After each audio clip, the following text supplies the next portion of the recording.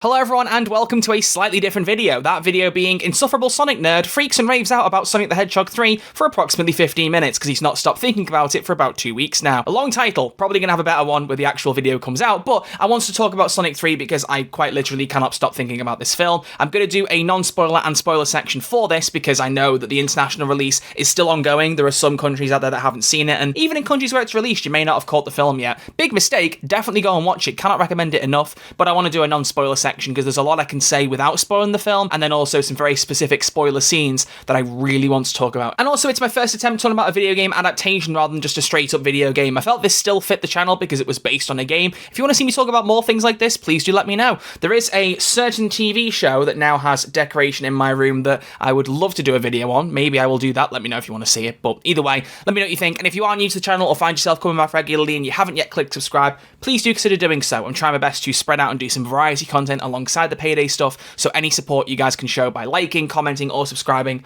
would mean a lot. But with all that being said, let's get straight into it and talk about Sonic 3. So we'll start with the non-spoiler section, and I'll timestamp everything so you can see all the bits that I'm talking about, as well as a spoiler section later on. I want to just talk first off about the film overall. When I first saw it, I gave it a 9.5 out of 10. I'd probably just go 10 out of 10. I'm going to be completely blunt. This is my favourite film of 2024. Maybe that's like a really cringy thing of like, oh, the nerd said his Sonic film is the favourite thing he's seen all year. Genuinely, I cannot begin to express how perfect this film is in so many ways. You can definitely make nitpicks here and there and criticize certain structures or choices for certain editing bits, etc, etc. There definitely are points you could consider, but for me, when I give a 10 out of 10 for something, it's basically saying, look, I know there are some things that you could say that are wrong with it, but for me, it's so close to being perfect that I don't really care and it deserves that perfect score. That's kind of how I give out my 10 out of 10s. Arcane, ironically, actually got the same thing from me when I tweeted about that, but that's what I'm giving it. So I know there may be some little bits here and there you could criticize, but to me, it is about as perfect a Sonic film as it could possibly be, and I think that is really important because all three films have been good. Some people have been saying that the first film is not as good in recent memory, but I think the first film is still really strong. I think it starts as it means to go on and creates a really strong trilogy. I really like all three films, but 3 far and above is the best. I think within about the first 10 minutes of watching it, you will feel just how different it is and just that extra level that it's elevated to, and not only the way the plot is structured, but the way the characters feel. But the entire movie, straight the way through, follows a specific singular plot. There are no B plots at weddings or overly human stuffed scenes like in Sonic 2, which I didn't mind, but I know a lot of people had issue with, and I certainly don't miss them not being in the third film. But it feels like it's always following the same straight plot right the way through, and that really works to the movie's aid. I think it really supports it and allows you to just focus in on this one story with the characters all moving through together without anyone really being indisposed for silly reasons or just for plot reasons at any point in the movie. It feels like any of the key characters have something to do at any one point in time. There are a couple of human characters like Commander Walters, also known as Olive Garden Guy, and the director of Gun, who's played by Kristen Ritter of Jessica Jones and Breaking Bad fame. Feels like she didn't really have much to do in the film, so there are a couple of characters that maybe could have had a bit more going on, but anyone who's really integral to the plot has stuff to chew on. In fact, one of the most impressive ones for me was Agent Stone. I think that his character, despite being completely new to the films and not having any game relation, has become one of the better parts of these films, and in 3 has quite a lot to go with Gerald coming in and kind of taking Iroh's attention. Now more than ever, Agent Stone feels a little left out, a little left behind,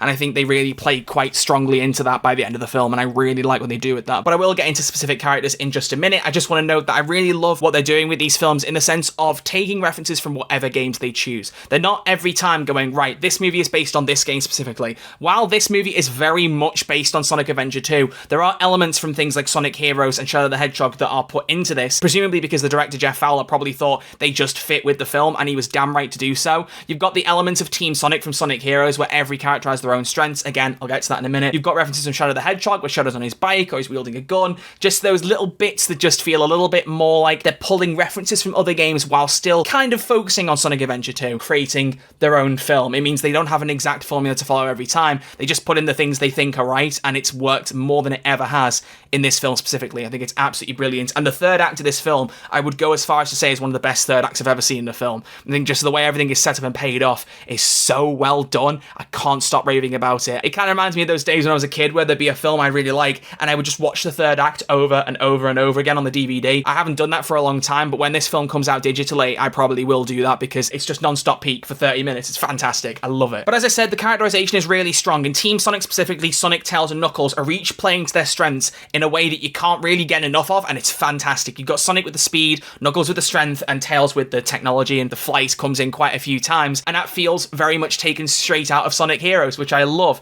And especially there is one moment right near the start of the film, which I believe is out on a digital clip, but it's not really a spoiler. It's when Sonic tells Knuckles jump out of a helicopter and some music from 1OK Rock plays, which to me meant so much because Frontiers, I've talked about before, is my favourite Sonic game ever. I think it's absolutely fantastic. And one of the songs in the credits of that, Vandalize, is by 1OK Rock, and I really liked that music, and I've listened to a few more of their songs since. So seeing them pop up in the film was great, but especially because, I'll talk about it more in the spoiler section, but in the UK, you could only watch the film on December 20th if you were willing to watch it with subtitles for some reason. Non-sub release was on the 21st. Of course, I opted for a subtitle screening, so as soon as it came up on screen saying Neon by 1OK Rock plays, my face lit up and I was like, oh my god. But the music playing as they drop out the helicopter and then they recreate the Sonic Heroes flying pose with Tails, Sonic and Knuckles then hitting the ground, that's the kind of thing you're getting throughout the film with these characters. That is how strong the characterization is. They know everyone's strengths and play into them very well. And all the voices genuinely feel so perfectly cast now. I mean, I'm not saying they didn't before, but I've always loved they brought back Colleen O'Shaughnessy to voice Tails, who's someone who's voiced him in the games for about 10 years now. I loved Idris Elba as Knuckles from the start, but he's at his strongest here. But specifically Ben Schwartz, I think he's always been good, but he really is at the peak of his performance here and has probably sealed himself as one of my favourite Sonic voices ever. I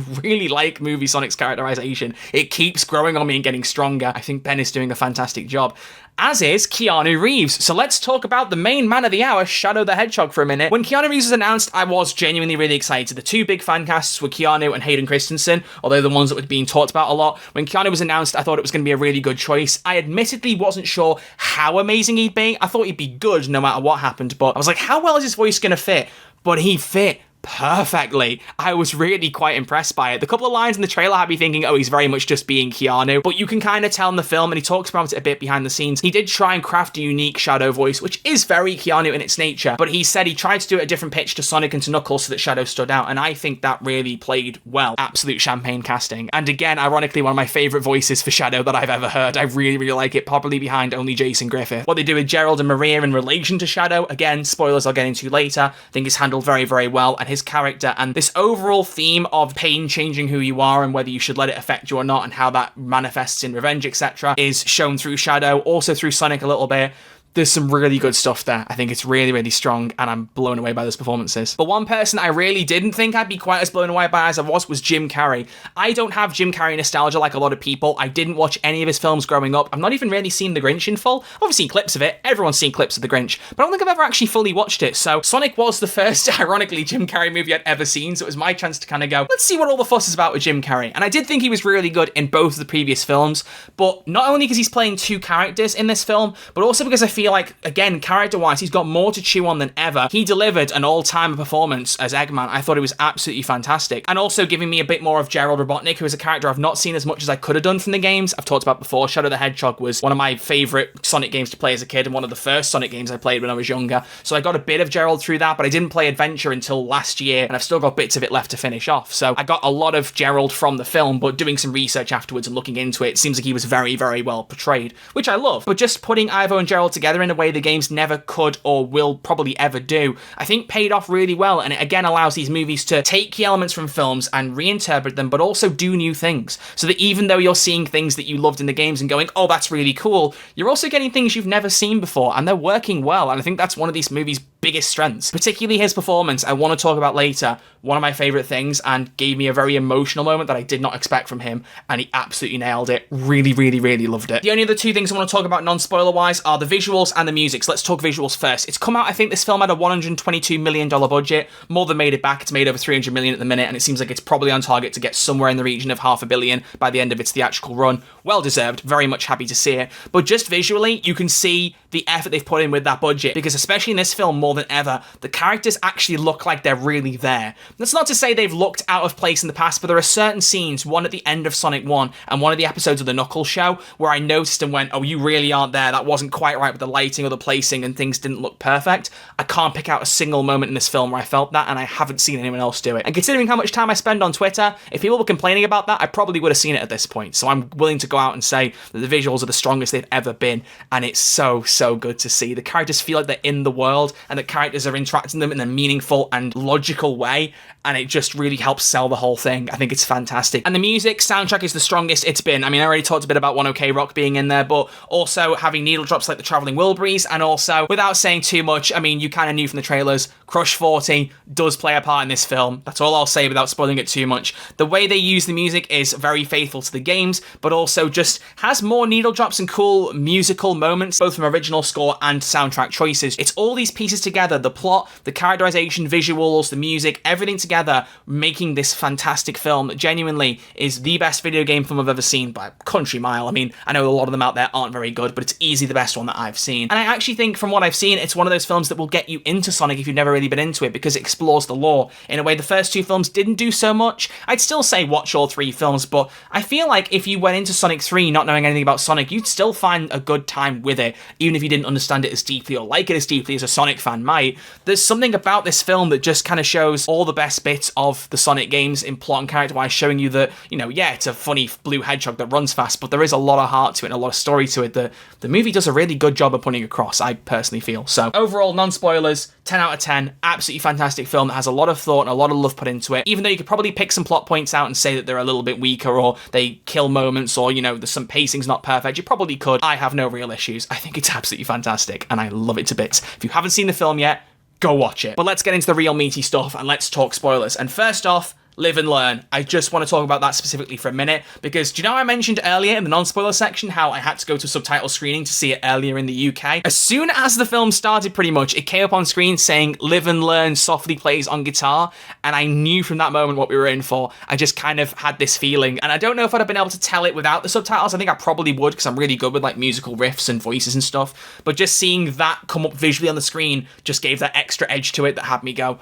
oh, this is going to be fantastic. Maria playing that guitar, I loved. And then the uses of it later in the third act, I think you could make an argument that they could have joined the two sections together and gave you a longer Live and Learn set piece, but I do really like that we almost got two different sections, that we kept having Live and Learn come back, either through, say, the motif as the titles came up, or just having those different moments with Supersonic and Super Shadow and that music back in them, or Maria playing on the guitar. It was very clear they knew, and I think Jeff Fowler said this, that if they hadn't used Live and Learn, it would have been a disappointment, but they really lent into it in a way that I really can't get enough of. I think it was fantastically done. Speaking of Maria, I think there's been a couple of criticisms here and there that they haven't mentioned Maria's illness in the films. The reason she's on the space colony arc in the games is because she has a fatal illness, and that's what Gerald's trying to cure through creating Shadow. But the fact they don't mention that in this film, I really don't think is a problem, because I don't think it really matters with the story they're writing here. Shadow's characterization works fine without it. The whole point was that he has the trauma of losing Maria, a friend who looked at him and wasn't scared of him, wasn't creeped out by him, but just loved him for who he was, and losing that person and how he deals with that. That's enough. That's fantastic. I really think that's all they needed, and I think having Maria's illness in there, sure, it would have given you a bit more to explain why she's there in the base with Gerald, but they say in the film she just follows him around a little bit. He kind of cares for her in that way, and that's all you need. Just because there is a detail in the game that you would like in the film doesn't mean the film needs it, and that's definitely a case of it. It also, I think, proves that they don't need to just straight up recreate the games. They can do their own thing, take the key elements of what they want from different games and make a story with them, and I think it works perfectly. But the main thing I want to do in this section is go into specific scenes, and the first one I want to talk about is the Sonic Knuckles kind of face-off in London after Tom gets injured. That being the what did you do, what I had to thing. That was really cool. But seeing Sonic and Knuckles have that face-off where Sonic says he wants the Master Emerald and Knuckles is like, we swore an oath, you can't do this. Some of the dialogue in particular, Sonic saying, I'm not asking you twice, and Knuckles saying, don't do this. But also seeing Knuckles step back and say, do you know what? I disagree with this, we swore an oath, but I'm going to honour it even if you won't. Just seeing his evolution through the second film and the show and how he is now. The Knuckles that we see in that scene did not exist in Sonic 2. That is a result of his character evolution, which I really love. And also just seeing Sonic kind of lock in that way. I mean, this version of Sonic specifically gets a lot of criticism for being kind of quippy and childish, but when he really needs to lock in here and be like proper firm, like, I need the emerald, I've got to do this, it was performed brilliantly, and it's part of the reason why Ben Schwartz has kind of shot up a bit for me, because when they gave him that material to chew on, he ate it up. And again, it shows all the traits of each character coming through. Sonic rushing into something, thinking it's the best way and wanting to just steam right through. Knuckles putting up that strong front saying, it's my way, you gotta trust me, and then also having that moment of going, right, let's step back. But also Tails, who's the gadget guy who just wants everyone to get along, being like, don't fight, we're all hurting, let's work through this together. Tails was a very big part of encouraging the teamwork, which I really, really loved, especially as an evolution from his character in Sonic 2, where he was kind of like, I'm not a field guy. Now he is, and he's looking after everyone else, which I really, really really love. But of course, Knuckles stepping back means Sonic does get the Emerald and ends up fighting Shadow, and we get something that I think we all figured, and also I think one behind the scenes trailer kind of accidentally leaked it by showing 2 yellow beams going up to the Eclipse Cannon in the 3rd act. But seeing Super Sonic and Super Shadow face off was fantastic. There was a great misdirect we can talk about in a little bit, but I love that we see those two fight each other in a kind of convincing way. I mean, it's hard to portray 2 literal unstoppable beings trying to fight each other, but having those kind of super punches that launch them across the planet and seeing that power portrayed, even though the fight doesn't last super long, because, I mean, logically it couldn't really, I like seeing each character have that power face off with each other, and also just the way they look, the visual, Shadow not being quite the same color as Sonic, being more like that cream shade in the game. It's just, the attention to detail is so good. And I love that they use that moment of them both having Sonic winning and then having that arc again about pain changing who you are inside and Sonic stepping back and going, I'm not taking revenge, and that kind of speaking to Shadow. It's so well done, and how it ends up with that scene on the moon, which a lot of people are saying is their favourite scene in the film, and I don't blame people for saying that, with the quote of Shadow saying, "The light shines even though the star is gone," which is adapted slightly, and I love that because the quote happens twice in the film, once early on with Maria, where Shadow just simply says, "A light shines even though the star is gone," because they're just talking about stars in the sky and how they might be dead by the time you see the light from them. But in that scene on the moon, he specifically says, "The light shines even though the star is gone." It's very clear he's talking about Maria. I mean, that was obvious anyway, but just in that word choice, it's a little thing that I really love. And I just think that whole thing of honouring the people we love, whether they're hurt or gone or whatever it may be, and not letting it change who you are is such a beautiful idea and concept for the film, and plays very well into the overall plot that I think is just so well delivered upon. But I talked about Jim Carrey specifically earlier, and allow me to just go a bit more in Eggman here, because I have to talk about Eggman's death. That was not something that I saw coming, but gave one of the most satisfying ends to a character I've seen in a while. I kind of felt once Gerald had been dealt with and everything looked like the cannon was going to overload, I was like, is Eggman going to die here? Like, it felt like that was where it was going with that kind of slow motion walk. Playing into what I said earlier about never really seeing a Jim Carrey performance, I've seen him do the comedic stuff in 1 and 2, but now in 3, the dude's made me cry every time I've seen this film. I cannot believe it. I even saw the clip of his final scene again on Twitter while writing the script for this, and it made me cry a bit again. It's so funny. For someone who loves the current Eggman we have, Mike Pollock, who I've interviewed previously, crazy thing to say, but that man's played Eggman for going on 2 decades now, and I couldn't really see another version beating that. Well, I don't think Jim Carrey's beat it. I think it says a lot that his version has become so special to me that ending, that death, can make me cry. And also, it's a really funny thing that the most recent movie and game versions of Eggman both made me cry, because Frontiers did that with Sage and Eggman. Weird little thing. Apparently my 20s is where I get sad about Eggman. Don't know how that's happened, but what Jim Carrey did and that final character arc and how he evolves, and that whole line, which blows my mind this was in the trailer and has a completely different meaning. It's kind of like that shot of Iron Man at the start of the Infinity War trailer, realizing that was after the snap. The moment of, if I can't rule the world, I might as well save it. I mean, we all kind of figured Eggman might go bad later in the film and he wouldn't stay with Sonic the whole time, but the impression was that he said that at the start of the film when he teams up with Sonic, like, well, if I can't rule it, I'll join you, may as well save it. But no, it's his final moment after working with Gerald, being bad again, and realizing, no, I'm not going to end the world, I'm going to save it. It's just such a great moment. And it obviously does raise the question, is Eggman truly dead? I'd be happy if he was. I almost don't want to see Jim Carrey go, and he's clearly happy to do Sonic 4, so if he comes back, I'm perfectly fine with that. Maybe if they do like a hologram or a clone or something like that, but I would like it to be this version of Eggman's death. I'd like it to remain that, because it's so surprising that they managed to get such a good ending for that character that I almost don't want to see it undone. I suppose you could say Shadow just teleported in there and got him out, because we know Shadow survived, so maybe, but that character moment, that arc, I'd like to see it remain untouched. I think that was perfectly done in a way I never really saw coming. Speaking of not seeing things coming, just 2 things I wanted to acknowledge, which were 2 big misdirects. First off, the someone better call Google Maps in the trailer. I just love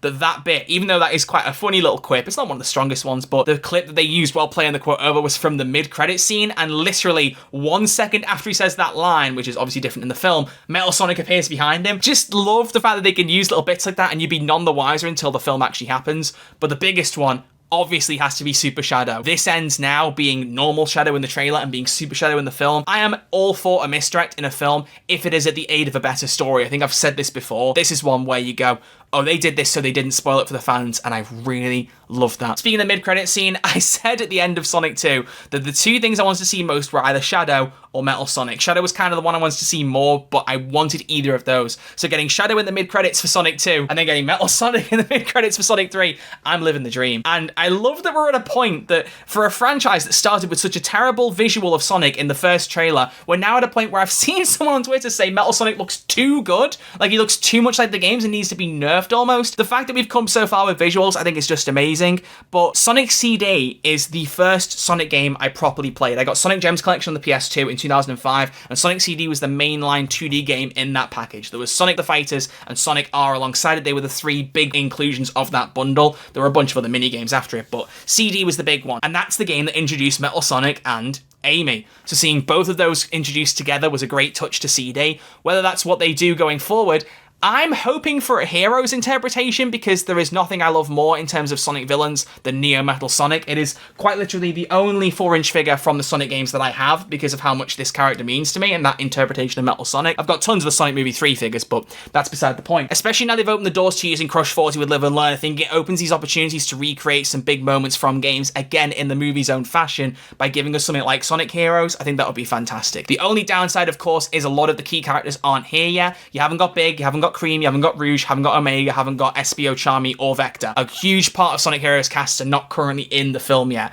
If they, however, do another spin-off show in between, they have an opportunity to set at least some of these people up and even introduce new characters during the film. We don't have to have every new character be introduced in a mid-credit scene just so they can show up in the next film. You could have the Chaotix just show up in Sonic Heroes as long as you characterize them well and have them tie into the plot. If a Shadow spin-off happens, which seems fairly likely, you could introduce Rouge and Omega through that, and when Amy comes in Sonic 3, she might have Big and Cream as friends already. They could do it. It would be a big ask, and you definitely get to a point where some characters would not have very much development because there'd be so many on the screen, but I think a Heroes interpretation is definitely possible, and I really kind of want to see that. Another reason of which being is that Eggman is a secondary character in Heroes. He doesn't have a huge part to play. He directs Chaotix towards where Metal Sonic is, but he's imprisoned by Metal Sonic. He doesn't play any part really in him becoming Neo Metal. That just kind of happens from everything that I've interpreted. So if you don't bring Jim Carrey back at all, that plot could still happen. If you do bring him back, he'd be some kind of hologram explaining it, or a clone saying, oh, my creation's gone out of hand, I used one of Sonic's quills and made a robot Sonic. That's why I think it's a good direction to go in. We'll see which direction Jeff Fowler and Paramount and everyone else go in,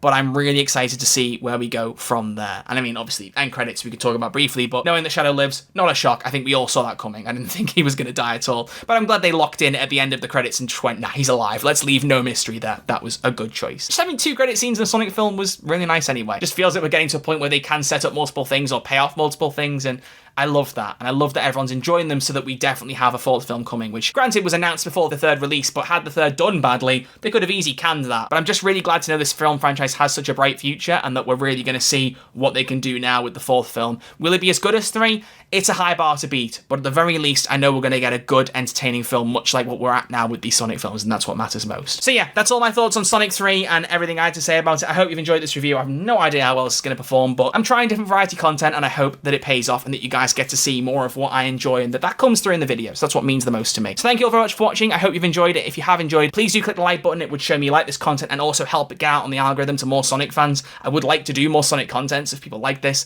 I'll definitely do more. On top of that, make sure to subscribe if you are new and leave a comment down below. Let me know what you think of Sonic 3, or if you haven't seen it, what your thoughts are on what you've heard so far, when you plan to see it, anything like that. But thank you all for watching. I will see you all very soon with a new video. Look after yourselves, stay safe, take care, see you in the next one.